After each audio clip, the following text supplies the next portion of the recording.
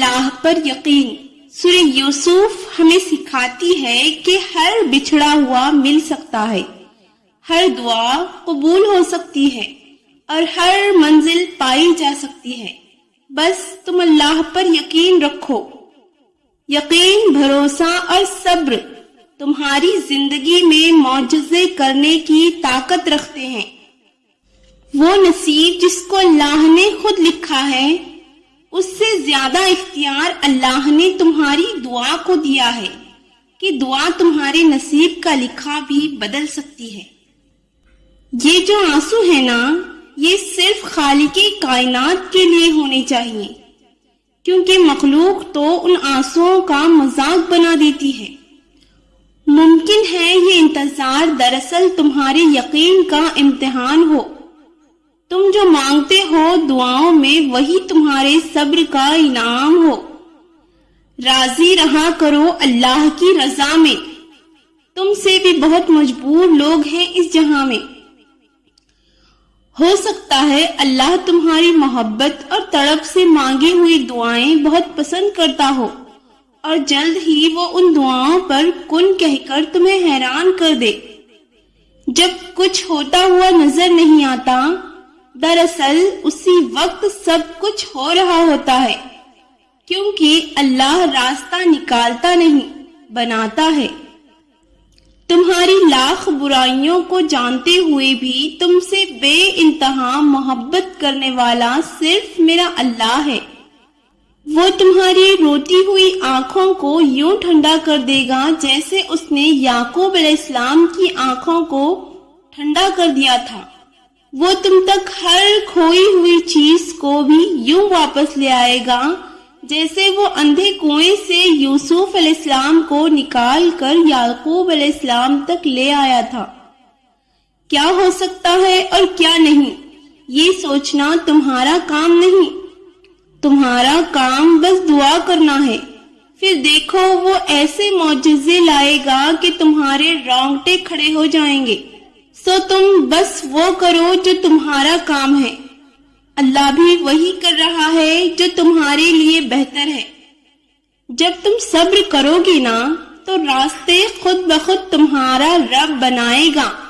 اس نے کہا ہے نا، وہ صبر کرنے والوں کے ساتھ ہے۔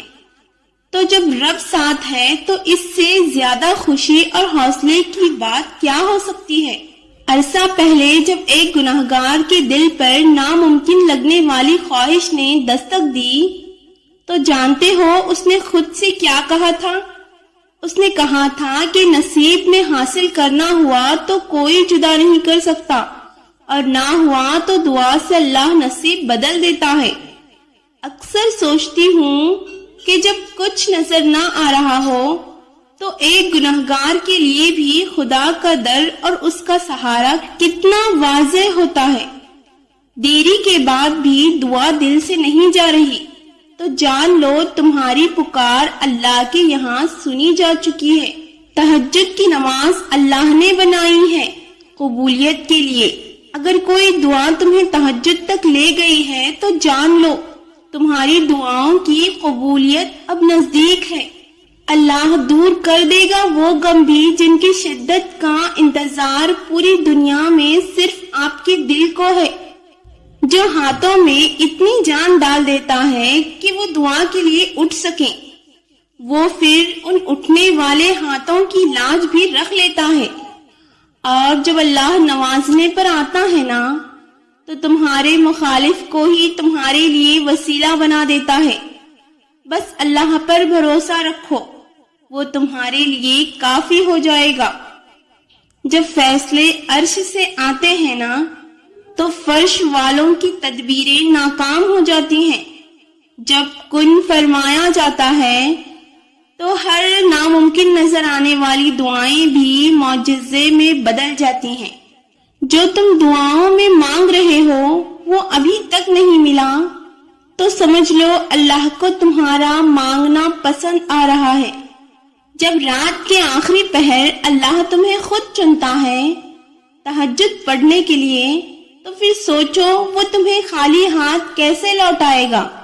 اللہ بہت رحیم ہے، وہ رب نہیں دیکھتا کون کیسے آ رہا ہے، وہ دیکھتا ہے اچھا میرا ہے، میرے پاس آ رہا ہے، آ جاؤ تم چل کر آ رہے ہو، میں دوڑ کر آتا ہوں، تم میرے ہو، میں تمہارا ہوں، مجھے کیا سروکار، کون ہو، گناہگار ہو یا نیک ہو، کیسے ہو، کس نسل کس رنگ سے ہو، کس عمر کس رتبے سے ہو، میں کھانے سے آ رہے ہو یا کعبے سے آ رہے ہو، درد میں آ رہے ہو، شکر میں آ رہے ہو یا رنج میں آ رہے ہو، اسے مہمان نوازی بہت پسند ہے، وہ کیسے کہہ سکتا ہے کیا کرنے آئے ہو، وہ منہ نہیں پھیرتا، وہ نہیں کہتا جاؤ تم نے میری نافرمانی کی، تمہارا اور میرا تعلق ختم اب، بالکل بھی نہیں، وہ کہتا ہے اچھا آ گئے ہو، آ جاؤ،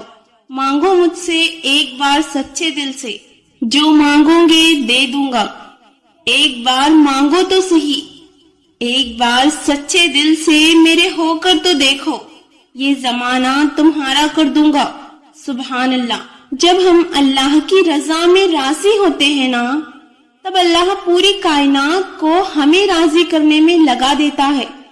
اس لیے چھوڑ دیں سوچنا، پریشان ہونا، معاملات آپ کی دسترس سے باہر ہیں، اللہ کے لیے تو کچھ مشکل نہیں، اس لیے صبر سے انتظار کریں، اللہ سے شکوے کر کے اپنے اجر کو ضائع نہ کریں۔